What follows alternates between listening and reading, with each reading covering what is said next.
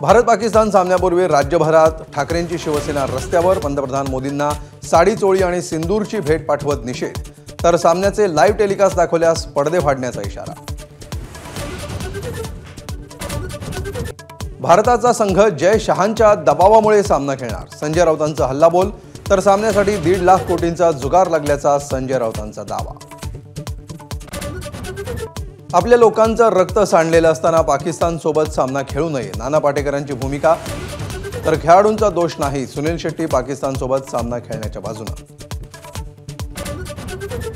महाराष्ट्रात अस्थिरता असल्याच्या शरद पवारांच्या वक्तव्यावर मुख्यमंत्र्यांचा पलटवार, शरद पवारांनी एक्स म्हटलं की वाय समजायचं, फडणवीसांचा खोचक टोला। काँग्रेसनंतर शरद पवारांच्या राष्ट्रवादीनं नाशिकच्या मेळाव्यामध्ये दाखवली मतचोरीची प्रात्यक्षिकं, उद्या मतचोरी विरोधात आक्रोश मोर्चा।